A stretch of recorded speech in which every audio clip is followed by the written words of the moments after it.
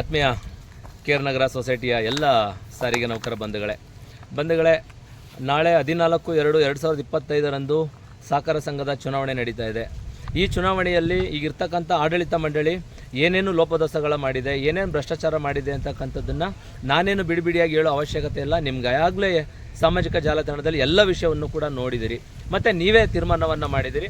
ಈ ಬಾರಿ ಆ ಒಂದು ಆಡಳಿತ ಮಂಡಳಿಯನ್ನು ಮನೆ ಕಳಿಸ್ಬೇಕು ಅಂತ ಮಾಡಿದಿರಿ. ಬಂಧುಗಳೇ, ಈ ಒಂದು ಚುನಾವಣೆ ನಿಮ್ಮೆಲ್ಲರಿಗೂ ಕೂಡ ಸರಿ ಸಮಾನ ವೇತನಕ್ಕೆ ದಿಕ್ಸೂಚಿ ಮತ್ತು ಸಂಘಟನೆಗಳ ಚುನಾವಣೆಗೆ ದಿಕ್ಸೂಚಿ. ಯಾಕೆ ಅಂದರೆ ಈ ಒಂದು ಆಡಳಿತ ಮಂಡಳಿ ನಡೆಸ್ತಾ ಇರ್ತಕ್ಕಂಥದ್ದು AITC ಬೆಂಬಲಿತ ತಂಡ. ಈ AITC ಬೆಂಬಲಿತ ತಂಡ ಮತ್ತು AITC ಯಾವತ್ತೂ ಕೂಡ ಸಾರಿಗೆ ನೌಕರು ಸ್ವಾಭಿಮಾನದಿಂದ ಬದುಕಬೇಕು ಅಂತ ಹೇಳೇ ಇಲ್ಲ. ಪ್ರತಿ 4 ವರ್ಷಕ್ಕೊಮ್ಮೆ ದಲ್ಲಾಳಿ ವ್ಯಾಪಾರ ಬೇಕು ಅಂತಲೇ ಕೇಳ್ತಾ ಇದೆ. ಇವತ್ತು ರಾಜ್ಯ ಸರ್ಕಾರ ಸರಿಸಮಾನ ವೇತನ ಕೊಡ್ತೀನಿ ಅಂದರೆ ಇಲ್ಲ ನನಗೆ ಅಗ್ರಿಮೆಂಟ್ ಮಾಡು ಅಂತ ಕೇಳ್ತಾ ಇದೆ. ಸಂಘಟನೆ ಚುನಾವಣೆ ಮಾಡಬೇಕು ಅಂತಂದರೆ ಇಲ್ಲ ನನಗೆ ಮಾನ್ಯತೆ ಇದೆ ಅಂತ ಹೇಳ್ತದೆ. ಆದರೆ ಮಾನ್ಯತೆ ಇರೋರು ನಮ್ಮ ನೌಕರಿಗೆ ಏನು ಬೇಕು ಅದನ್ನು ಕೊಡಿಸಿ ಅಂತಂದರೆ ಅಲ್ಲಿ ಎಲ್ಲೂ ಕೂಡ ಚಕಾರ ಇತ್ತಲ್ಲ. ಇವತ್ತು 45% ಬೇಕು ಅಂತ ಹೇಳುತ್ತೆ, ಅಲ್ಲಿ ಹೋಗಿ 15% ಕೊಟ್ಟರೆ ಹೋಗಿ ಸ್ವೀಟು, ಹೂವು, ನಾರ, ಬೊಕ್ಕೆ ಎಲ್ಲವನ್ನು ಕೊಟ್ಬಿಟ್ಟು ಟೀ ಕಾಫಿ ಕುಡ್ಕೊಂಡು ಬಂದು ತಿನ್ಕೊಂಡು ಅವ್ರದ್ದು ಏನಿದೆಯೋ ಮಾಮೂಲಿ ತಗೊಂಡು ಬಂದ್ಬಿಡ್ತಾ ಇದ್ದಾರೆ. ಬಂಧುಗಳೇ, ಇವತ್ತು ನಿಮ್ಗೆಲ್ಲರಿಗೂ ಗೊತ್ತಿರೋ ಹಾಗೆ ಇವತ್ತು ಸಾರಿಗೆ ನೌಕರು ಎಲ್ಲರೂ ಕೂಡ ತುಂಬ ಕಷ್ಟದಲ್ಲಿದ್ದಾರೆ. ಇವತ್ತು ಕೇಂದ್ರ ಸರ್ಕಾರಿ ನೌಕರಿಗೆ 8ನೇ ವೇತನ ಆಯೋಗ ಜಾರಿ ಆಗ್ತಾ ಇದೆ, ರಾಜ್ಯ ಸರ್ಕಾರಿ ನೌಕರಿಗೆ 7ನೇ ವೇತನ ಆಯೋಗ ಜಾರಿ ಆಗಿದೆ, ಮತ್ತು ನಮ್ಮ ಡೈರಿಲಿ ಕೆಲಸ ಮಾಡ್ತಕ್ಕಂಥ ನೌಕರರಿಗೆ 7ನೇ ವೇತನ ಜಾರಿಯಾಗಿದೆ. ಇವತ್ತು KSRTC ಇಡೀ ವಿಶ್ವದಲ್ಲೇ ಅತ್ಯಂತ ಉತ್ತಮ ಸಾರಿಗೆ ಅಂತೇಳಿ ಎಲ್ಲರೂ ಕೂಡ ಮಾತಾಡ್ತಾ ಇದ್ದಾರೆ, ಹಲವಾರು ಪ್ರಶಸ್ತಿಗಳನ್ನು ತಗೊಂಡಿದೆ. ಆದರೆ ಅಲ್ಲಿರ್ತಕ್ಕಂಥ ನೌಕರರ ಬದುಕು ಮಾತ್ರ ತುಂಬ ಸಂಕಷ್ಟದಲ್ಲಿದೆ. ಹಾಗಾಗಿ ನಾನು ತಮ್ಮೆಲ್ಲರಲ್ಲೂ ಕೂಡ ರಿಕ್ವೆಸ್ಟ್ ಮಾಡೋದಿಷ್ಟೇ, ಈ ಒಂದು ಸಹಕಾರದ ಸಂಘದ ಚುನಾವಣೆ ನೀವು ಆಗ್ತಕ್ಕಂಥ ಪ್ರತಿಯೊಂದು ಮತವೂ ಕೂಡ ನಿಮ್ಮ ವೇತನ ಹೆಚ್ಚಳ ಅಂದರೆ ಸರಿಸಮಾನ ವೇತನ ಮತ್ತು ಸಂಘಟನೆಗಳ ಚುನಾವಣೆ ಮಾಡಲಿಕ್ಕೆ ದಿಕ್ಸೂಚಿಯಾಗುತ್ತೆ. ಮತ್ತು ಯಾರು ಇವತ್ತು ಈ ಸೊಸೈಟಿಯಲ್ಲಿ ತಮಗೆ ಇಷ್ಟ ಬಂದಾಗೆ ತಮ್ಮವ್ರಿಗೊನ್ನೇ ಮಾಡ್ಕೊತಾ ಇದ್ರು, ತಮ್ಮವ್ರನ್ನೇ ಗೆಲ್ಸ್ಕೊತಾ ಇದ್ರು. ಇವತ್ತು ಆಫೀಸ್ ಒಳಗಡೆ ಕೆಲಸ ಮಾಡೋಕ್ಕೂ ಆದರೆ ನಾನು ಹೇಳ್ದಂಗೆ ಕೇಳಲಿಲ್ಲ ಅಂದರೆ ನಿನಗೆ ಆಬ್ಸೆಂಟ್ ಆಗ್ತೀನಿ, ಇಲ್ಲ ಕೇಸ್ ಬರೀತೀನಿ ಅಂತ ಎದುರಿಸ್ತಿದ್ರು. ಅಂಥವ್ರು ಇವತ್ತು ಆ ಒಂದು ತಂಡದಲ್ಲಿ ಸ್ಪರ್ಧೆಯನ್ನು ಮಾಡಿದ್ದಾರೆ. ಬಂಧುಗಳೇ, ಯಾವತ್ತು ನಿಮ್ಮ ಪರವಾಗಿ ಇವ್ರು ಯಾರು ಕೂಡ ಕೆಲಸ ಮಾಡಲ್ಲ. ಚೆಕ್ಕಿಂಗ್ನವರು ಅಂತ ಬಂದಮೇಲೆ ನಿಮ್ಮನ್ನ ಬಿಟ್ಟು ನಮ್ಮವರು ಅಂತ ಎಲ್ಲೂ ಕಳಿಸೋದಿಲ್ಲ, ಚೆಕ್ ಮಾಡ್ತಾರೆ, ಕೇಸ್ ಬರದೇ ಕಳಿಸ್ತಾರೆ. ಡಿಪೋಗಳಲ್ಲೂ ಅಷ್ಟೇ, ನಿಮಗೆ ಇದುವರೆಗೂ ಯಾರ್ಯಾರು ಅರೇಂಜ್ಮೆಂಟ್ ಮಾಡಿದ್ದಾರೆ, ಏನೇನು ತೊಂದರೆ ಕೊಟ್ಟಿದ್ದಾರೆ ಅಂತ ನಿಮಗೆ ಗೊತ್ತಿದೆ. ಚುನಾವಣಾ ಸಂದರ್ಭದಲ್ಲಿ ಇಲ್ಲ ನಾನು ನಿನ್ನ ಪರವಾಗಿದ್ದೀನಿ, ನಿನ್ನ ಪರವಾಗಿ ಕೆಲಸ ಮಾಡ್ತೀನಿ ಅಂತಕ್ಕಂಥ ಬಣ್ಣದ ಮಾತುಗಳನ್ನ ಆಡ್ತಾರೆ. ಈ ಬಣ್ಣದ ಮಾತುಗಳಿಂದ ನಿಜವಾಗ್ಲೂ ನಿಮ್ಮ ಭವಿಷ್ಯ ಬದಲಾಗಲ್ಲ, ನಿಮ್ಮ ಮೇಲೆ ದಬ್ಬಾಳಿಕೆ ಮಾಡೋದು ನಿಲ್ಲಲ್ಲ.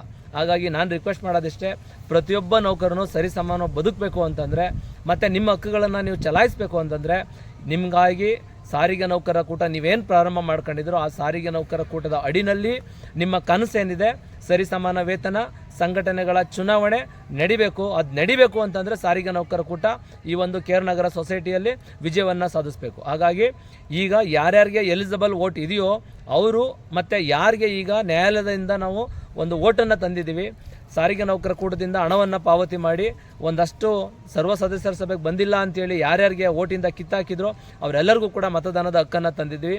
ಪ್ರತಿಯೊಬ್ಬರು ಕೂಡ ನೀವುಗಳ ಕ್ಯಾಂಪೇನ್ ಮಾಡ್ಕೊಳ್ತಾ ಭ್ರಷ್ಟಾಚಾರಿಗಳನ್ನು ಮತ್ತು ಈ ಒಂದು ದುರಾಡಳಿತ ಮಾಡಿರ್ತಕ್ಕಂಥ ಆಡಳಿತವನ್ನು ಕಿತ್ತೋಗಿಲಿಕ್ಕೆ ದಯಮಾಡಿ ಎಲ್ಲ ಸಾರಿಗೆ ನೌಕರರು ಮತ್ತು ಈ ಸೊಸೈಟಿಯ ಸದಸ್ಯರು ನೀವೆಲ್ಲರೂ ಕೂಡ ಒಮ್ಮತದಿಂದ ಮತ್ತು ವೈಯಕ್ತಿಕವಾಗಿ ಒಗ್ಗಟ್ಟಿನಿಂದ ಬಂದು ಸಾರಿಗೆ ನೌಕರ ಕೂಟದ 17 ಅಭ್ಯರ್ಥಿಗಳಿಗೆ ತಮ್ಮ ಅಮೂಲ್ಯವಾದ ಮತವನ್ನು ನೀಡೋದ್ರ ಮೂಲಕ ಈ ಒಂದು ದುರಾಡಳಿತವನ್ನು.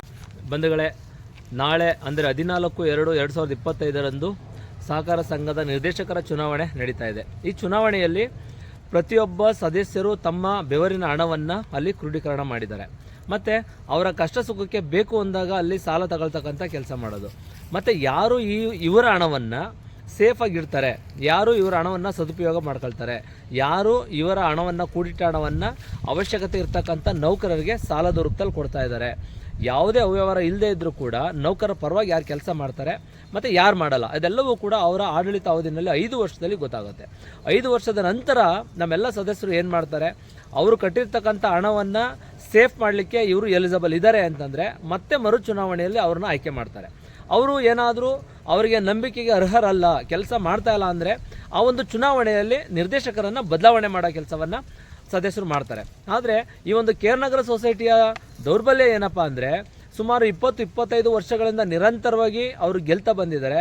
ಅದ್ರ ಜೊತೆಗೆ ಆ ಒಂದು ಸದಸ್ಯರ ಹಣವನ್ನು ಕೂಡ ಲೂಟಿ ಮಾಡ್ಕೊಳ್ತಾ ಬಂದಿದ್ದಾರೆ. ಇಲ್ಲಿ ವಿಶೇಷ ಏನು ಅಂದರೆ ಈ ಬಾರಿ ಚುನಾವಣೆಯಲ್ಲಿ ಸುಮಾರು 2,000ಕ್ಕೂ ಹೆಚ್ಚು ಮೆಂಬರ್ ಇದ್ದರೂ ಕೂಡ ಒಂದು ಪ್ರಜಾಪ್ರಭುತ್ವ ವ್ಯವಸ್ಥೆಗೆ ವಿರುದ್ಧವಾಗಿ ಅಲ್ಲಿರ್ತಕ್ಕಂಥ ಮೆಂಬರ್ಗಳಿಗೆ ಕುಂಟು ನೆಪಗಳನ್ನು ಹೇಳಿ ಅವರಿಗೆ ಮತದಾನದ ಹಕ್ಕಿಂದ ಕಿತ್ತಾಕಿದ್ದಾರೆ. ಯಾಕೆ ಅಂದರೆ ಅವ್ರಿಗೆ ಈ ಬಾರಿ ನಾವು ಈ ಒಂದು ಬೋರ್ಡಲ್ಲಿ ಸೋಲ್ತೀವಿ, ನಾವೇನೇನು ಮಾಡಿದ್ದೀವಿ ಅಂತಕ್ಕಂಥದ್ದು ಎಲ್ಲರಿಗೂ ಕೂಡ ಸಾಮಾಜಿಕ ಜಾಲತಾಣದಲ್ಲಿ ಈಗಾಗಲೇ ಗೊತ್ತಾಗಿದೆ. ಒಂದು ಉದಾಹರಣೆ ಏನಪ್ಪ ಅಂತಂದರೆ, ಎಲ್ಲ ಹಾಲಿ ನಿರ್ದೇಶಕರುಗಳು ಕೂಡ ಅಧ್ಯಯನ ಪ್ರವಾಸಕ್ಕೆ ಅಂತ ಹೋಗಿ 1,12,800 ರೂಪಾಯಿ ಹಣವನ್ನು ಖರ್ಚು ಮಾಡಿದ್ದಾರೆ. ಅಂದರೆ ಇದು ನೌಕರರ ಹಣ, ಇದನ್ನು ದುರುಪಯೋಗ ಪಡಿಸ್ಕೊಂಡಿದ್ದಾರೆ ಅಂತೇಳಿ ಈಗಾಗಲೇ RTNL ಕೊಟ್ಟಿರ್ತಕ್ಕಂಥ ಅಪ್ಲಿಕೇಶನಲ್ಲಿ ಅದು ದಾಖಲಾಗಿದೆ. ಮತ್ತು ಹಾಗೆ ತುಂಬ ಅವ್ಯವಹಾರಗಳು ಇಲ್ಲೆಲ್ಲ ನಡೆದಿದೆ. ಅದಕ್ಕೆ ಎಲ್ಲ ನೌಕರರು ಏನು ಮಾಡಿದ್ದಾರೆ, ಈ ಒಂದು ಆಡಳಿತ ಮಂಡಳಿಯನ್ನು ಕಿತ್ತೋಗಿಬೇಕು ಅಂತೇಳಿ ಎಲ್ಲರೂ ಕೂಡ ತೀರ್ಮಾನ ಮಾಡ್ಕೊಂಡಿದ್ದಾರೆ. ಅದಕ್ಕೆ ಇವರೇನು ಮಾಡಿದ್ದಾರೆ, ಆಡಳಿತ ಮಂಡಳಿಯವರು ಇವರು ನಮ್ಮನ್ನು ಕಿತ್ತಾಕಬೇಕಾದ್ರೆ ನಾವು ಅವರಿಗೆ ವೋಟಿಂಗ್ ಪವರೇ ಕೊಡೋದು ಬೇಡ ಅಂತೇಳಿ ಸುಮಾರು 1,000ಕ್ಕೂ ಹೆಚ್ಚು ನೌಕರರಿಗೆ ಮತದಾನದ ಹಕ್ಕಿಂದ ವಂಚನೆ ಮಾಡಿದ್ದಾರೆ. ಈ ವಿಚಾರವನ್ನು ತಿಳಿದಂಥ ಸಾರಿಗೆ ನೌಕರರ ಕೂಟ, ಕೇರ್ನಗರ ಮತ್ತು ಮೈಸೂರು ವಿಭಾಗದ ಎಲ್ಲ ನಾಯಕರುಗಳು ಕೂಡ ಸೇರಿ ಯಾರ್ಯಾರಿಗೆ ಇಲ್ಲಿ ಮತದಾನದ ಹಕ್ಕನ್ನು ಕಿತ್ತಾಕಿದ್ರೋ ಅವರೆಲ್ಲರಿಗೂ ಕೂಡ ಉಚ್ಚ ನ್ಯಾಯಾಲಯದಲ್ಲಿ ನೌಕರರ ಪರವಾಗಿ ಅವರಿಗೆ ಒಂದು ಮತದಾನದ ಹಕ್ಕನ್ನು ತರಲಿಕ್ಕೆ ಪ್ರಯತ್ನವನ್ನು ಪಟ್ಟು ಇವತ್ತು ಆದೇಶವನ್ನು ಮಾಡಿದ್ದಾರೆ. ಈ ಆದೇಶದಲ್ಲಿ ಸುಮಾರು ನೌಕರರಿಗೆ ಯಾರ್ಯಾರು ಜನರಲ್ ಬಾಡಿಗೆ ಬಂದಿಲ್ಲ ಅಂಥೇಳಿ ಮತದಾನದಿಂದ ಅವರನ್ನು ಕೈ ಬಿಟ್ಟಿದ್ರೋ ಅವರೆಲ್ಲರಿಗೂ ಕೂಡ ಮತದಾನದ ಹಕ್ಕನ್ನು ಕೊಡಿಸೋ ನಿಟ್ಟಿನಲ್ಲಿ ಸಾರಿಗೆ ನೌಕರ ಕೂಟ ಪ್ರಾಮಾಣಿಕ ಪ್ರಯತ್ನವನ್ನು ಮಾಡಿದೆ.